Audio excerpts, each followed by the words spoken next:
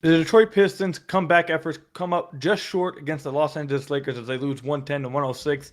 To start off the podcast today, we're having another tough conversation about somebody. I feel like we've been having a lot of those. Who's it going to be about? Find out on today's episode of the Locked On Pistons podcast.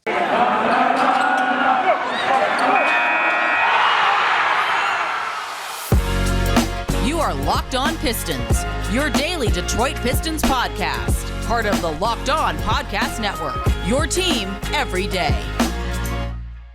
What's the deal? Welcome back to another episode of the Locked On Pistons podcast. Today's episode is brought to you by PrizePicks. Check out PrizePicks.com and use promo code NBA or go to your app store and download the app today. PrizePicks is daily fantasy made easy. Per usual, I'm your host, Kuka Hill. You can find me over on Twitter at Kuka Hill. You can also find the podcast over at Locked On Pistons if you want to check us out over on Twitter. But also, make sure you guys go check us out on YouTube. We are trying to get to 1,000 subscribers over there. We are at around, I think, 655 right now. We're trying to get to 1,000 subscribers by the end of the year. If you want to find the best way to support the podcast, it's by going over there, hitting that subscribe button. I'd really appreciate it. Again, 1,000 subscribers by the end of the year. That's the goal for the podcast. Also, we are free and available on all your podcast platforms. I want to thank you guys for making Locked On Pistons your first listen of every single day. But the Pistons lose a close one today last night against the Los Angeles Lakers by a score of 110 to 106. The score kind of makes it seem closer than it really was. The Lakers basically controlled this game for a lot of the majority of the time. Specifically, once the third quarter came around, they really took off from the Pistons. Pistons tried to make it close towards the end. They did a good job of keep making it competitive, like the last, I'd say, like 6 minutes of the game. So definitely, it was somewhat fun to watch towards the end of the game. But definitely, the Lakers seemed to control the game the majority of the time. But leaving this game, I find myself seeing that we have to have another tough conversation, guys.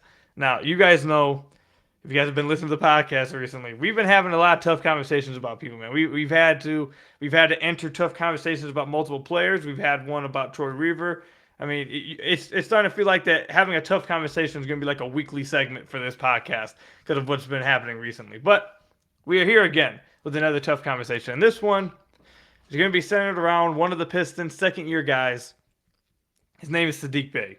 So listen, I feel like I saw a lot of you guys' reactions on Twitter, and if I'm judging off that, which not all of my fan base is on Twitter, or our listeners are on Twitter, but if I'm judging off everything I saw in there, it seems like a lot of you guys were starting to see some concerns and starting to showcase some of those concerns about Saddiq Bey, and I feel like a lot of it's warranted. So tonight, there was multiple possessions again, and I feel like we've said this multiple times in the podcast, where Saddiq Bey was actively running away from three-pointers. Entering the fourth quarter, he only had 3 shot attempts. He missed all of them. One of them was a 3, and 2 of them were badly taken mid-range shots. He just wasn't getting anything going. And it wasn't like there wasn't a few times he could have shot a 3. He's just passing up open threes. I don't know what's going on with him. On the season, he's shooting, again, 36% from the field. That's awful. Shooting 30% from 3, horrific. 71% from the free throw line. Like, he's down across the board. It isn't just one area. He's not playing good. And you guys know I was highly critical or highly skeptical of Saddiq in the offseason.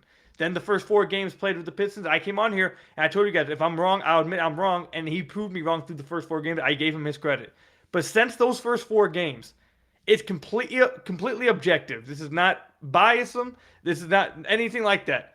This is completely being objective. Saddiq Bey's been really bad since then. He just has been. He's running away from open threes. He's taking bad shots. The quality of his shots are bad. He's taking too many ISO mid-range shots where he should be taking more threes. And I think so far, we said this on the last podcast, Dwayne Casey said after 20 games, that's where he likes to evaluate things. Now, once again, 20 games doesn't mean that's what the story is going to be for a full 82-game season. But evaluating things after every 20 games, I feel like that's a pretty good measuring stick. I agree with Dwayne Casey there. So through 20 games thus far, I think it's quite clear that Saddiq Bey is not ready to have this ISO-heavy role that apparently that he wants to try to have, or they're trying to learn throughout the offseason. He's not ready for any of that. He shouldn't be trying to do any of that.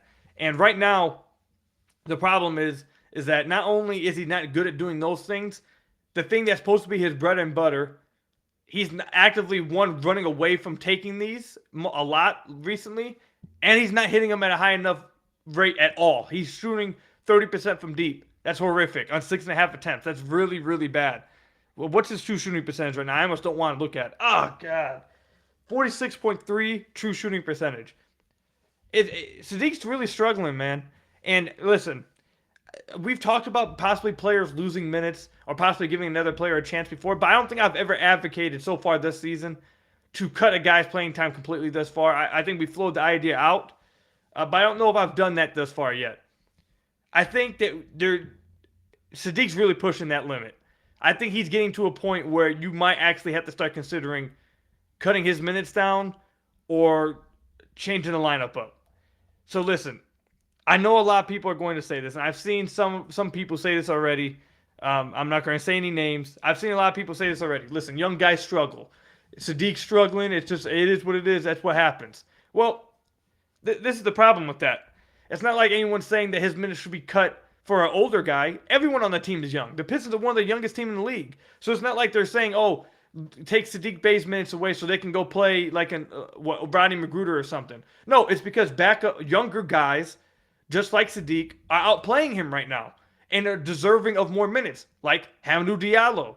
Hamidou Diallo has been outplaying Saddiq Bey. He has been better on the floor than Saddiq Bey. He's provided better defense than Saddiq Bey. He's impacting offense more than Saddiq Bey. Frank Jackson, who was struggling for a long stretch there, is playing better than Saddiq Bey. He is bringing more to the floor than Saddiq Bey is right now. He is not afraid to shoot the ball. When he gets the ball in a catch and shoot scenario, he's letting it go. If you don't have a hand up and you're not closing out on him hard, he's letting it fly. And that's what the Pistons need right now. There was a play in the second quarter against the Lakers where LeBron James is guarding Saddiq Bey. They kicked, I forget who it was, but someone kicked out to him on the left wing. LeBron is legit like 3 feet off of Saddiq Bey. The Lions, not the Lions. I don't know why I said the Lions. Lions tortured me on Thursday. I guess I'm still thinking about them. But the Lakers, they're old. They don't like to play defense. They don't like to move. So LeBron is not even playing defense as Saddiq. He's literally backed up like 3 feet. Saddiq hesitates with the open three, takes a dribble inside the arc, and then just passes it out. That's awful. You cannot. That is a handicap to the offense. Just like all the other things we talk about, this handicap to the offense on the podcast.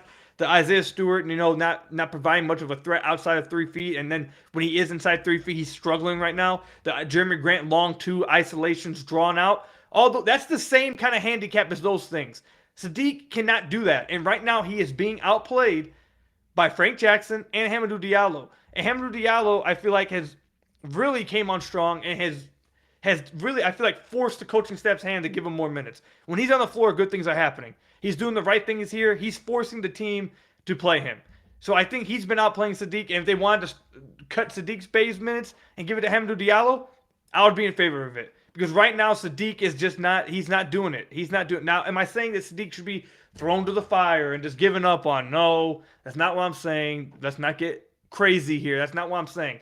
But if you're being objective, Saddiq is being outplayed by a bunch of guys behind him right now. I think he's being outplayed by Frank Jackson. I think he is being outplayed by Hamidou Diallo. And for being objective, I feel like this is a 16-game stretch now of Saddiq Bey not playing well.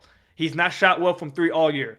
He's not shot well from inside the arc all year outside the first four games of the season. He's running away from open shot attempts. He's not bringing the gravity that he's supposed to bring from outside shooting because he's simply not taking them. He's just playing all around bad right now. He didn't have a point scored until the fourth quarter tonight. And unlike someone like Killian Hayes, where, Killian may only finish I think he finished with 6 points tonight. He's going to finish with 9 assists. He's going to play great defense. He's going to impact the game on defense. He's going to get his hands on a lot of balls. He's going to control the offense. He's going to find open guys. He can find other ways to impact the game. Saddiq's not finding other ways to impact the game because that's what he's supposed to do. And what he's supposed to do, he's not even attempting to try. So I think that's where I'm at right now with Saddiq. Am I saying they should bench him? No. I do think they need to cut his minutes down. And if they did put someone else in the starting lineup in a few games or eventually, I wouldn't hate on it. I don't want to say, before we go to the next segment, I don't want to say I told you so to all you guys, but through 20 games, I'm looking pretty right now. That's all I'm gonna say. That's all I'm gonna say. All in good fun, but hey, you guys were getting on me after the first 4 games. I gave it up to you guys. I said Saddiq Bey was proving me wrong, but ever since then, we have a 16-game stretch of him playing just objectively awful. He has a true shooting percentage of 46%. If we are being objective, he has not been good. So something has to happen with Saddiq. Either Saddiq needs to get his head out his you-know-what, he has to start playing better, or the Pistons need to reward the other young guys on the team who are playing better than him and are playing harder and are outplaying him. One of those two things have to happen.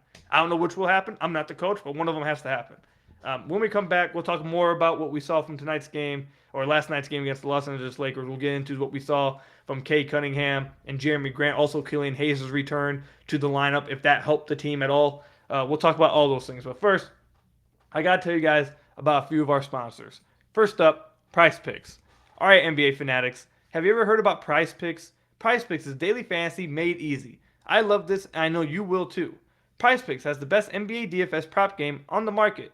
PrizePicks offers more NBA props than any other DFS prop operator and offers all the superstar players as well as bench players, only recording a handful of minutes each game. PrizePicks offers any prop you can think of, from yardage to touchdowns, even interception zone.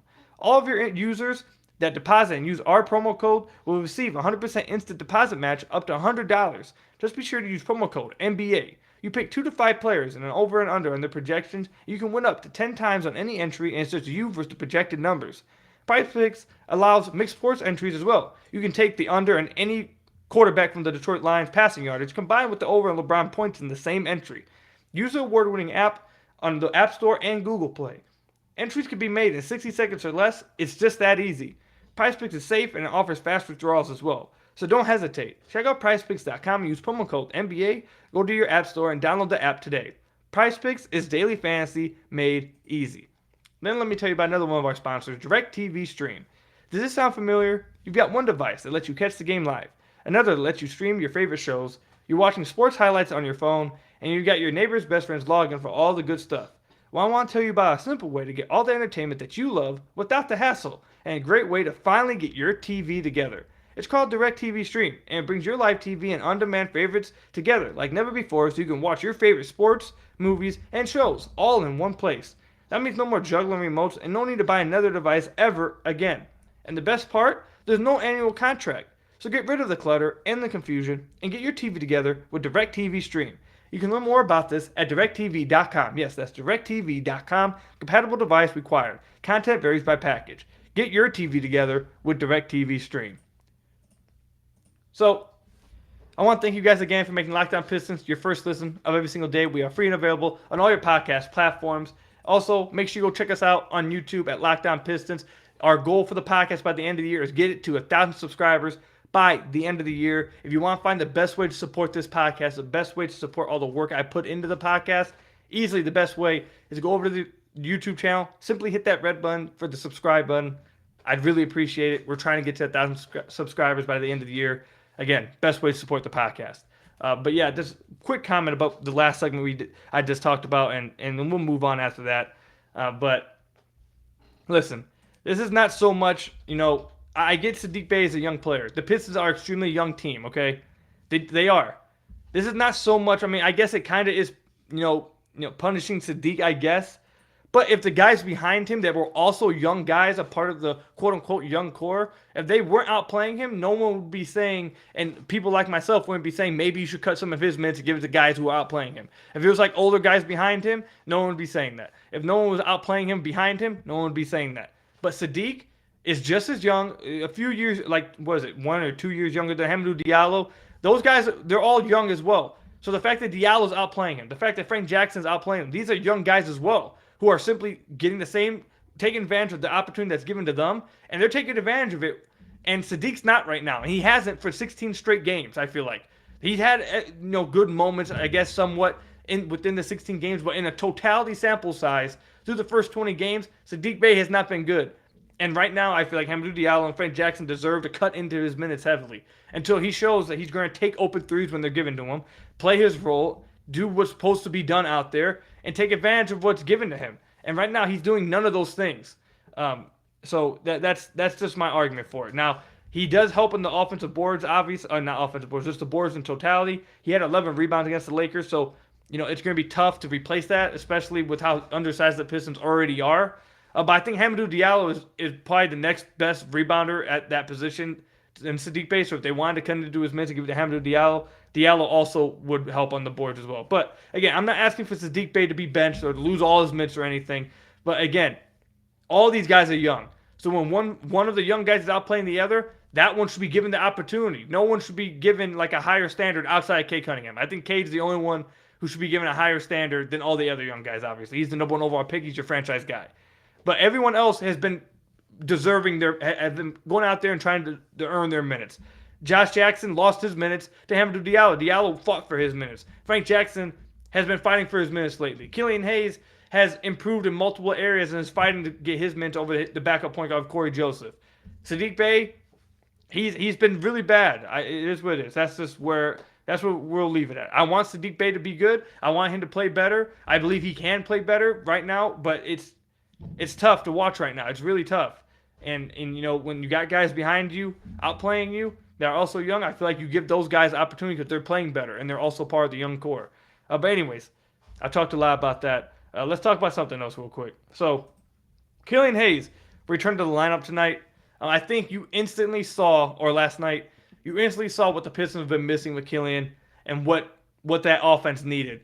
Killian, he ended the game, he ended the game with 6 points, 8 rebounds, 3 assists, and only 1 turnover. The team was a -3 with him on the court in a 4-point loss. So, defensively, he gives them just a different type of versatility that they didn't have while he was gone. There was multiple times where he found himself guarding LeBron. Multiple times where you saw him switching out on Anthony Davis.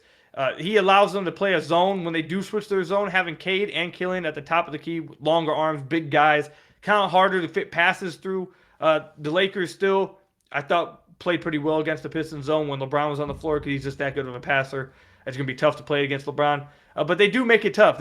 Having those two guys at the top, if you do try and go zone, having that kind of length and height out there, it's going to be tough. It's a lot harder for offenses to play against. And overall, just defensively, he gives them a different versatility that they've just been dying to have since he left, and teams have been just taking advantage of. As far as in the half-court offense, and not even just the half-court offense, Killian will get on the boards and he'll take a rebound and get up the floor fast, and you get buckets. There's a few times I feel like I'm pretty sure at least 2 of his 8 assists tonight were from getting a rebound, pushing the tempo, and getting Jerami Grant an easy shot in transition. There's a few times where he, pushed the tempo as well, got all the way to the basket, kicked out to Jerami Grant. That one pass that he had, I believe it was in the first half. He went coast to coast, went to the rim. He had like 4 Laker defenders surrounding him. I don't know how the hell he pulled this pass off. He had Jerami Grant behind him. You can't see, unless he has eyes in the back of his head. I don't know how he saw him. But he had Jerami Grant in the right corner behind him, and he whips like a wraparound pass around Anthony Davis and throws an incredible bounce pass to Jerami Grant in the corner. That was just a beautiful pass. I don't know how he pulled it off, or how he even knew he was there. But, that's what the Pistons missed from Killian Hayes. Killian Hayes pushes the tempo. He's a great playmaker. He's a great passer. He's versatile defensively. He's a really good defender. And there was a few flashes tonight as well from Killian Hayes getting to the basket. He had that one drive in the pick and roll where, he just speed boosted, basically past DeAndre Jordan in the pick and roll and finished with a nice left-hand layoff off the right foot, which is a tougher finish than it is. Or not off the right foot, off his left foot, wrong foot, left finish. It's tougher to finish those type of ones. You have to get those ones off. It helps you get it off quicker, but it's tougher to get those ones off. And he had another one as well that was a really good backdoor cut late in the game. Cade Cunningham was driving down the middle, and Killian did a great backdoor cut and got a reverse layup. But again, they desperately missed Killian Hayes. This game was close at the end because they were able to play. They brought Cade Cunningham and Killian Hayes back in the game, and they kind of brought the team back a little bit. But yeah, the Pistons desperately missed Killian Hayes. And, one of you guys tweeted this at me, and, you might have a point with this. If maybe, definitely Killian's play has a lot to do with it. How well he is, how good he is on defense, and what he brings to the table for them offensively is definitely missed. But also probably has a lot to do as well with who's the one replacing him as well. It's Corey Joseph replacing him, and they were probably just as hurt from who was replacing him as just missing Killian Hayes himself. But I thought Killian played a good game tonight. I'm sure a lot of you guys probably would like to see him get more shots up, but I'm not really concerned about that. He took what the defense was giving him, and I thought he played a really good game tonight. He had 8 assists, 3 rebounds, only 1 turnover, 8-to-1 turnover ratio. I thought he played a really good game tonight. So Pistons missed Killian Hayes. He returned, and I thought the Pistons looked better with him on the floor, obviously. But when we come back from this next ad break, let's talk about what Cade Cunningham, how he played tonight. He struggled a little bit earlier on, but started to pick it up a little bit later. We'll talk about what we saw from him tonight, and also we'll touch a little bit about Jerami Grant and his 32-point game tonight against the Los Angeles Lakers. I'm sure the Lakers are happy as hell that they don't have to go against Jerami Grant no more, because Jerami Grant has absolutely torched them in the 2 games that they've played. But yeah, we'll talk about that when we come back. But first, I got to tell you guys about some of our sponsors. First up, you guys' favorite sponsor, Built Bar. It's here. The best Monday of the year, Cyber Monday. And Built.com is the place to aim your mouse. Get at least 20% off everything delicious and healthy. That's 20% off site-wide. And even bigger discounts on Built Boost, Broth, and Built Swag. A brand new Built Bar flavor has landed just in time for Cyber Monday. Caramel Almond Delight, and it delivers everything it promises. Caramel Chocolate, check. Almonds, check. Delightful, double check. Be sure to get yours before they're gone. It's 150 calories and 17 grams of protein. And this season, maybe you're craving some white chocolate. For a limited time, get a new special Built Bar Puffs flavor white chocolate cheesecake. The yummy protein treat filled with marshmallowy center covered in white chocolate. It's also 140 calories and 17 grams of protein. 'Tis the season to save and give to your taste buds the gift of Built Bar. Get to Built.com for these incredible tasting new bars and 20% off everything. Head to Built.com, enter code LOCK20 before it's too late. Built Bar. Best tasting protein bar ever. Then let me tell you about another one of our sponsors, BetOnline AG. Betting is now legal in Michigan. And if you're anything like me, you want to take advantage of that instantly. However, there was one problem I constantly ran into. Which betting app is the best used? Which one is the best for me? That's why I found BetOnline, the fastest and easiest way to bet on all your sports action. BetOnline also has now a new updated desktop and a mobile website to sign up today and receive your 50% welcome bonus with the promo code LOCKEDON to receive your bonus. It's not just football on there or basketball. BetOnline has pro and college hoops, pro and college football, NHL, boxing, UFC, and even your favorite Vegas casino games. Don't wait to take advantage of all their amazing offers available for the 2021 season. BetOnline is the fastest and easiest way to bet on all your favorite sports. So again, make sure to head to their new updated desktop and mobile website to sign up today and receive your 50% welcome bonus with promo code LOCKEDON to receive your bonus. BetOnline, your online sportsbook experts. So again, I want to thank you guys for making Locked On Pistons your first listen of every single day. We are free and available on all your podcast platforms. And again, if you want to find the best way to support the podcast, head over to our YouTube channel at Locked On Pistons. We're trying to get to 1,000 subscribers by the end of the year. Again, if you want to find the best way to support the podcast, support the work that I put into the podcast, it's easily the best way to go over to the YouTube channel at Locked On Pistons. Hit that subscribe button if you haven't already. We're trying to get to 1,000 subscribers by the end of the year. I'd really appreciate it from all you guys. But let's get back into what we saw from tonight or last night's game. So Cade Cunningham, he started off slow. I tweeted out at halftime, Cade, please hit a shot. It's tough to see you missing shots. Again, like we've been saying for the last few podcasts, I'm not so much worried about Cade hitting shots. He's going to eventually hit shots.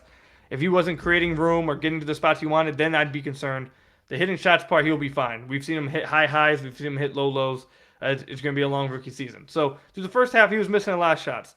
He picked it up a lot in the second half. I thought at the beginning, at the beginning of the second half, at the beginning of the third quarter, before the Lakers absolutely went on a run and just took over the game, Cade Cunningham was making an immediate impact. He hit a couple shots. He found Jerami Grant cutting down the middle off the pick and roll. That was a really good find. He had a couple other really nice passes as well that probably should have resulted in assists, but the Pistons can't hit any shots, which, by the way, I posted on Twitter. I asked a question for all you guys. Do you guys think the Pistons would shoot over 35% from the field tonight? And you guys, excuse me, I'm sorry. Over 200 people voted in it, and 52% said no. For all of you guys who are listening to the podcast that voted in that poll, you guys were wrong because the Pistons shot 42% from the field tonight. Just almost 40% from three. They shot 39.4% from three and 89% from free throw. I think that might have to be like their best splits in a single game this season. That might actually be one of their best. But you guys have to send that to me if you guys find a better one. But I think this one might actually be their best splits in a game of the season. But anyways, with Cade Cunningham, I really thought he picked it up in the second half. He started to play a lot better. Started to look like Cade. He started hitting more shots. He hit one shot, one corner three in front of the Lakers bench. Turned around, started talking smack to him. So Cade overall, I think he's fine. I thought he had obviously a much better second half than he did in the first half. One area that he has to clean up, and it was an issue for him over in college as well, is his turnovers. He had 5 turnovers tonight. He had a potential, like possibly his worst turnover of the season tonight. I know we said that about the last game. He's had 2 games back-to-back that have potentially his worst turnover of the season.